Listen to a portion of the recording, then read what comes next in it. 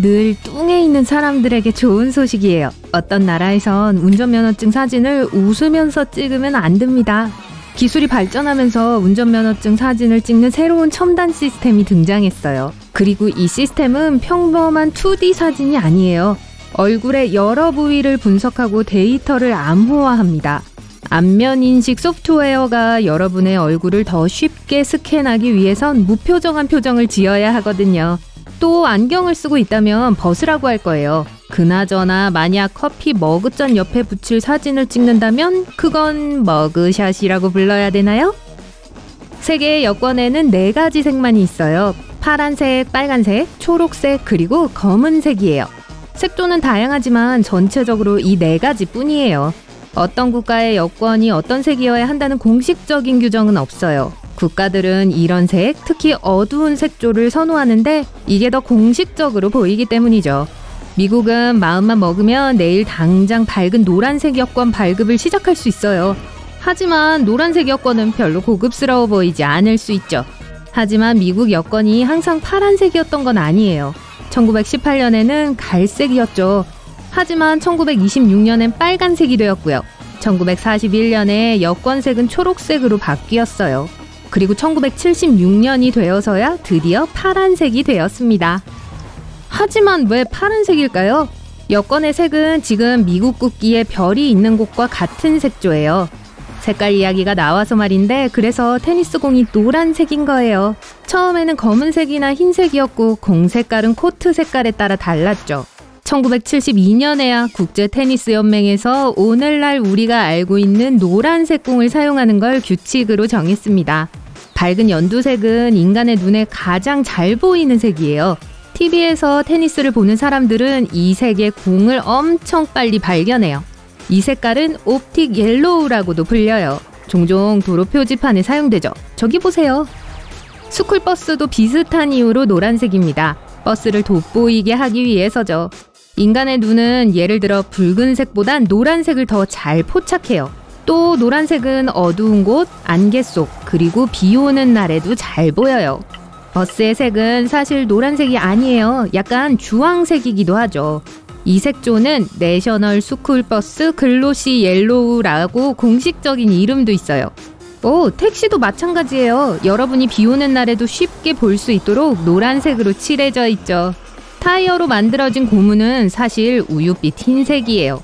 하지만 고무의 강도를 높이고 내구성을 높이기 위해 생산자들은 카본 블랙을 첨가합니다. 그래서 타이어의 시그니처 컬러를 만들어내는 거예요. 여러분은 아마 자동차나 자전거 타이어에 작은 고무 털 같은 게 있는 걸 알아차렸을 거예요. 제일 이상한 건 이게 아무 용도가 없다는 거예요. 이 털들은 타이어를 만드는 과정에서 생겨나요. 그래서 우선 고무는 카본 블랙과 섞여서 타이어 틀에 넣어져요. 그런 다음 높은 공기압을 받아 틀 전체에 퍼지죠. 하지만 좋은 타이어를 만들기 위해서는 틀의 모든 표면을 빈틈없이 덮을 수 있도록 고무를 펴줘야 해요. 하지만 한 가지 문제점이 있죠. 틀과 고무 사이에 기포가 생길 수 있거든요. 이런 일이 일어나지 않도록 하고 여분의 모든 공기들이 빠져나갈 기회를 주기 위해 타이어 틀에 전체적으로 작은 구멍들이 있어요. 고무가 이 구멍에 들어가게 되는 거예요. 그리고 일단 타이어가 준비되어 틀에서 빼내지면 구멍에서 나온 고무는 결국 저 작은 털 같은 게 되어버리는 거죠. 아무도 깔끔하게 제거하려 하지 않았는데요. 왜냐하면 그렇게 하려면 추가적으로 작업해야 하거든요. 그리고 딱히 아무런 불편도 끼치지 않으니까요. 타이어가 털이 북실북실하면 좀 어때요? 그죠? 대부분의 사람들은 자신의 목소리의 소리를 좋아하지 않아요. 이제 우리가 보내는 수많은 음성 메시지 덕분에 그나마 점점 더 나아지고 있습니다. 하지만 10년 전만 해도 사람들은 자기 목소리를 녹음한 걸 들을 때마다 즐겁을 했었죠. 자신의 목소리를 좋아하지 않는다고 표현하는 근사한 단어가 있어요. 음성 직면이라고 하죠. 이 현상은 매우 흔해요. 부분적으로 여러분이 자신의 목소리를 다르게 듣고 그것에 익숙해져서일 거예요. 여러분의 진짜 목소리는 좀 더 고음이고 전체적으로 달라요. 게다가 여러분의 목소리가 녹음된 소리를 들을 때 그 안에 더 많은 감정을 들을 수 있어요. 여러분이 전달하려던 게 아닐 수 있어요. 여러분의 목소리는 심지어 여러분이 드러내고 싶지 않은 것도 털어놓을 수 있어요. 한 연구에 따르면 사람들은 목소리가 자신의 목소리라는 걸 알았을 때 그 목소리에 더 비판적이라고 해요. 다양한 녹음 중에서 자신의 목소리를 들었지만 어떤 목소리가 자신의 목소리인지 알지 못한 사람들은 자신의 목소리를 훨씬 높게 평가했어요. 저요? 전 제가 어떤 목소리를 제일 마음에 들어 하는지 모르겠어요. 이거? 이거? 아니면 이거?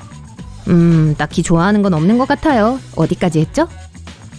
알루미늄 호일을 한번 보세요. 한쪽 면은 항상 반짝이고 한쪽 면은 약간 칙칙하죠? 호일을 제작할 때 특별한 롤러로 납작하게 해요. 하지만 호일이 너무 얇아서 롤러가 쉽게 호일을 찢어버리죠. 그래서 한 번에 2겹을 넣습니다. 롤러를 마주하고 있던 면은 결국 반짝반짝 빛이 나고 호일끼리 마주보던 부분은 칙칙해 보이게 되죠. 캔 음료와 병 음료는 맛이 달라요. 화학자들은 알루미늄 캔에 탄산음료의 맛을 일부 흡수하는 폴리머층이 있기 때문이라고 해요. 그리고 플라스틱 병에 들어있는 어떤 화학물질은 음료에 아세트알데히드를 더해줄 수 있어요. 아세트알데히드, 그게 오늘의 비밀 단어예요. 이는 플라스틱이 녹을 때 생기는 부산물이에요. 이 성분 때문에 탄산음료의 맛도 약간 변하게 할 수 있어요. 유리병으로 탄산음료를 마실 때의 맛이 원래 맛에 가장 가까워요. 여러분은 정말 마음에 드는 새로운 노래를 들었어요? 그 다음엔 이렇게 되죠. 여러분은 몇 시간, 심지어 며칠 동안 계속 반복해서 듣기 시작하죠. 지긋지긋해질 때까지 계속 듣다가 아예 듣는 걸 그만두게 됩니다. 물론 이런 일이 일어난 가장 큰 이유는 여러분이 이 노래를 좋아해서 또 듣고 싶어 하기 때문이에요. 하지만 여기엔 또 다른 이유가 있어요. 들으면 들을수록 노래가 더 친숙해지죠. 곧 여러분은 곡조와 가사를 예측할 수 있어요. 그리고 노래를 따라 부를 수 있게 되죠. 이제 노래를 듣는 것이 더 큰 즐거움이 돼요. 하지만 뇌는 도전하는 걸 좋아합니다. 여러분이 일단 노래를 익히면 더 이상 새로울 게 없어요.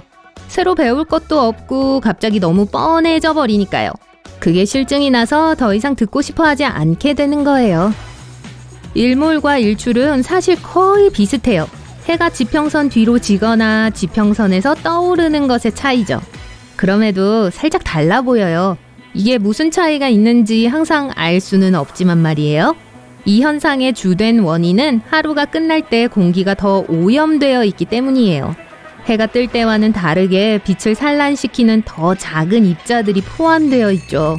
또 영화에서 가짜 일출을 알아낼 수 있는 방법이 있어요. 가끔 영화 제작자들은 너무 게을러서 일찍 일어나 실제 일출을 촬영 못해요. 그래서 대신 일몰을 촬영하고 시간을 되감죠. 하지만 여기에 속임수가 있어요. 진짜 해돋이를 할 때 태양은 위로 그리고 오른쪽으로 움직여요. 하지만 해가 지는 동안에는 아래로 그리고 왼쪽으로 움직이죠. 그래서 영화 제작자들이 일몰을 찍고 거기에 시간 반전을 주면 태양은 위로 오른쪽으로가 아니라 위로 그리고 왼쪽으로 움직이죠. 영화 속 오게티를 찾는 거 너무 재밌죠? 어떤 사람들은 피곤해지면 눈 밑에 다크서클이 생기는데요. 그건 눈 밑 피부가 매우 얇아서예요. 그리고 혈관들이 그곳 표면에 아주 가까이 있는데 잠이 부족하면 피부가 더 창백해져요. 그래서 혈관이 더 잘 보이게 되는 거예요. 또 다크서클이 피부를 통해 드러나는 걸 볼 수 있죠. 또 나이가 들면 피부가 자연스럽게 얇아져요. 그래서 나이 드신 분들이 다크서클이 더 많이 있어 보이는 거예요. 하지만 여러분이 젊다면 그냥 잠을 더 자도록 하세요. 모든 사람들은 꿈을 꿔요. 심지어 난 절대 꿈을 안 꿔 라고 주장하는 사람들도 꿈을 꿉니다. 그냥 꿈을 기억 못할 뿐이죠. 확실히 일단 잠에서 깨면 꿈을 떠올리기가 힘들어요. 과학자들은 아직 이 현상에 대해 많이 알고 있는 게 없어요.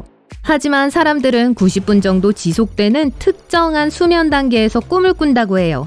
이 시간 동안 심박수가 증가하고 혈압이 올라가죠. 그리고 뇌는 여러분이 깨어있을 때와 같은 방식으로 행동해요. 만약 누가 이 수면 단계를 거치는 동안 깨게 된다면 꿈 꿨던 걸 기억할 수 있어요. 적어도 얼마 동안은요. 다음 몇 분 동안 꿈은 여러분의 기억에서 서서히 사라져요. 그리고 다시는 그걸 기억해낼 수 없죠. 때때로 사람들은 나중에 꿈을 떠올릴 수 있지만 그 기억을 촉발시켜주는 뭔가를 보았을 경우에만 그래요. 예를 들어 여러분이 어항에 노란 물고기를 봤어요. 그리고 갑자기 휴가와 스노클링 하던 꿈을 꿨던 걸 기억해내죠. 저 상어가 공격하기 바로 직전에 말이에요. 하하, 농담이에요.